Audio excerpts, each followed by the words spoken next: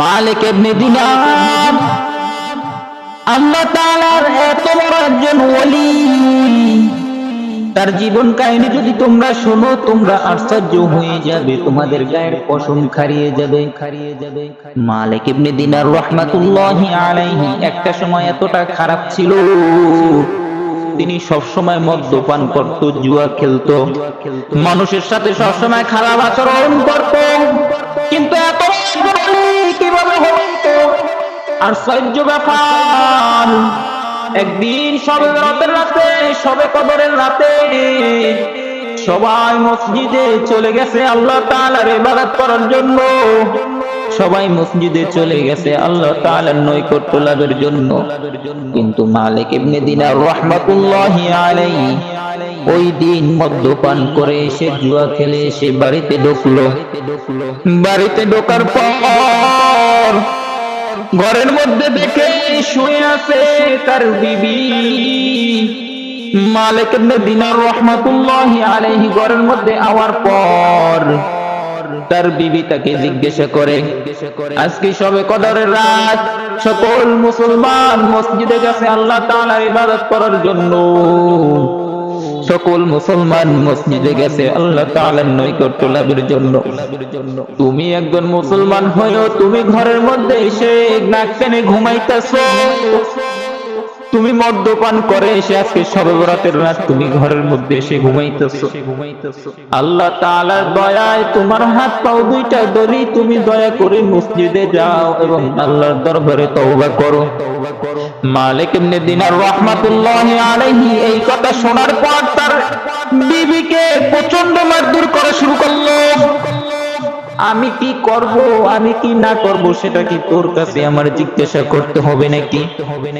আমি কোথায় যাইব, আমি ঘুষ খাবো না আমি সুদ খাবো সেটা কি তোকে জিজ্ঞাসা করতে হবে নাকি? সমাজে কিছু এমন এমন খারাপ পুরুষ আছে যে বউয়ের উপর অত্যন্ত অত্যাচার করে, জুলুম করে, অনেক খারাপ কাজ করে। বউ যদি বাধা দেয়, স্ত্রী যদি বাধা দেয়, স্ত্রীর উপর জুলুম করে, মারধর করে। মালিক ইবনে দিনার রাহমাতুল্লাহি আলাইহি এমন ভাবে তার স্ত্রীকে অনেক মারধর করলো।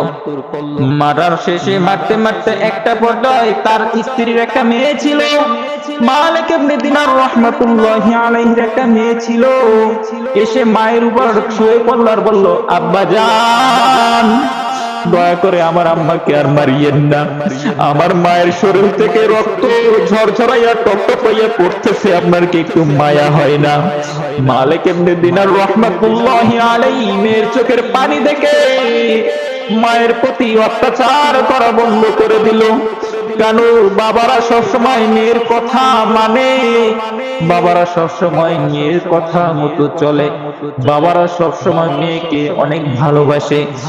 একটা সন্তান একটা ছেলে, একটা সন্তান একটা মেয়ে যদি হয়, বাবা সবসময় মেয়েকে বেশি আদর করে।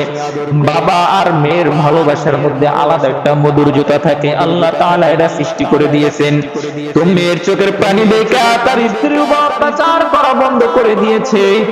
বন্ধ করে দেওয়ার পর মালিক ইবনে রাহমাতুল্লাহি আলাইহি রাগে গোসা হয়ে অন্য একটা রুমে যে আস্তে ঘুমিয়ে পড়ল। ঘুমিয়ে পড়ার পর মালিক ইবনে রাহমাতুল্লাহি আলাইহি স্বপ্ন দেখতেছে, একটা বিশাল অজগর সাপ কোথা থেকে এসে মালিক ইবনে দিনার রাহমাতুল্লাহি আলাইহি দৌড়াইতেছে দৌড়াইতে অনেক দূর নিয়ে গেছে। মালিক ইবনে দিনার রাহমাতুল্লাহি আলাইহি কোন কিল কুনারা খুঁজে না পেয়ে শুধু দৌড়ায়, চতুর্পাশে শুধু ঘাস আর ঘাস, চতুর্পাশে শুধু ঘাস আর ঘাস, নদী আর নদী, কোনো মানুষ নাই, কোনো মানুষ নাই। মালিক ইবনে দিনার রাহমাতুল্লাহি আলাইহি বলেন, ও আল্লাহ, ও দয়ার মালিক, এই বিশাল অজগর সাপের হাত থেকে তুমি আমাকে রক্ষা করো। হঠাৎ করে সামনে যে দেখে একটা বৃদ্ধ মহিলা ধীরে ধীরে লাঠিতে ভর করে এদিকে আগাচ্ছে, সামনের দিকে আগাচ্ছে। মালিক ইবনে দিনার রাহমাতুল্লাহি আলাইহি ওই বৃদ্ধ মহিলার কাছে গিয়ে বলেন, ও দয়ার মা গো, ও মহিলা, তুমি কে? তোমাকে আমি চিনি না, তোমার কাছে আমি অনুরোধ করে বলছি, এই সাপের হাত থেকে তুমি আমাকে রক্ষা করো। বৃদ্ধ মহিলা ডাক দিয়ে বলে, হে মালিক, এত বড় সাপ, এত বড় সাপের হাত থেকে তোমাকে রক্ষা করা আমার সম্ভব নয়, কারণ এই সাপটা আমার থেকে অনেক শক্তিবান। মালিক ইবনে দিনার রাহমাতুল্লাহি আলাইহি জিজ্ঞাসা করলো, কেন এই সাপটা আপনার থেকে শক্তিবান? এবার বৃদ্ধ মহিলা উত্তর দিল, হে মালিক, তুমি কি জানো আমি কে?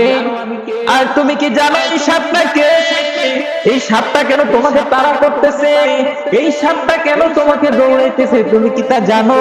তুমি কি তা জানতে চাও? মালিক ইবনে দিনার রাহমাতুল্লাহি আলাইহি বলেন, হ্যাঁ আমি জানতে চাই এই সাপটাকে, আমি জানতে চাই এই সাপটা কেন আমাকে দৌড়াইতেছে, আমি জানতে চাই এই সাপটা কেন আমাকে আঘাত করতেছে। এবার বৃদ্ধ মহিলা ডাক দিয়ে বলেন, হে মালিক, আমার কথা মন দিয়ে শোনো, আমার কথা মন দিয়ে শোনো। এই সাপটা কোনো সাধারণ সাপ নয়, এই সাপটা কোনো অন্য কোনো সাপ নয়। তুমি জীবনে যত খারাপ কাজ করছো, তুমি জীবনে যত গুনার কাজ করছো, ওই গুনার কাজটা ভারী হয়ে একটা অদাগর সাপের ন্যায় পরিণত হয়েছে। এবং তুমি যত ভালো কাজ করেছো, কিঞ্চিত ছোট ছোট দুই একটা যে ভালো কাজ করেছো, এই ভালো কাজের মানুষটা হইলাম আমি। তাই তোমার গুনার বোঝা অনেক ভারী, সেটা বড় অদাগর সাপের রূপান্তরিত হয়েছে। আর তোমার নেক কাজ এত কম যে আমি একজন দুর্বল মহিলা হিসেবে সামনে এসে হাজির হয়েছি। তো নেকের পাওয়ার এতটাই কম যে ওই সাপের সাথে যুদ্ধ করে আমি তোমাকে রক্ষা করব, এটা আমার পক্ষে সম্ভব না। বার মালিক ইবনে দিনার রাহমাতুল্লাহি আলাইহি ঘুমটা হঠাৎ করে ভেঙে গেল। আমি কি স্বপ্ন দেখলাম? আমি কি স্বপ্ন দেখলাম? আমার গুনার বোঝা এত ভারী যে আমার নেক কাজ গুনাহকে ফিরানোর মতো পরিস্থিতি রাখে নাই। আমার গুনার পিছনে আমার গুনার কাজ এতটা ভারী যে অজগর সাপ হয়ে আমাকে দৌড়াইতেছে, আমার নেক কাজের ঢাল স্বরূপ হিসাবে সেটা রক্ষা করতে পারে নাই। এবার মালিক ইবনে দিনার রাহমাতুল্লাহি আলাইহি নিজের বিবেকে প্রশ্ন করলো, আমি কি করলাম জীবনে? আমি যদি মৃত্যুবরণ করি, আমার গুনাহ তো আমাকে জাহান্নামের দিকে নিয়ে যাবে। আর আমি যে নেক কাজ করেছি, এই নেকের দ্বারা কখনো আমি জান্নাতের আশা করতে পারি না। এই কথা মালিক ইবনে দিনার রাহমাতুল্লাহি আলাইহি মনে মনে ভেবে আল্লাহর দরবারে হাত তুলে বলে, আল্লাহ, তওবা করে বলে, ইয়া আইয়ুহাল্লাযীনা আমানু তুবু ইলাল্লাহ তাওবাতান নাসুহা।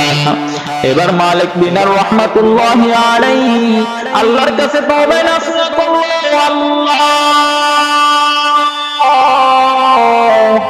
জীবনে কত গুনাহ করেছি, জীবনে কত মাফ করেছি, কত পাপ করেছি গো আল্লাহ। আল্লাহ দয়া করে তুমি আমাকে এই সমস্ত গুনাহ থেকে ফিরিয়ে আসার তৌফিক দাও। আল্লাহ তুমি আমার গুনাহগুলো মাফ করে দাও, তুমি আমার গুনাহগুলো মাফ করে দাও। মালিক ইবনে দিনার রাহমাতুল্লাহি আলাইহি আল্লাহ তাআলার কাছে তওবা নাসিহা করলো, ইয়া আইয়ুহাল্লাযীনা আমানু তুবু ইলাল্লাহি তাওবাতান নাসুহা।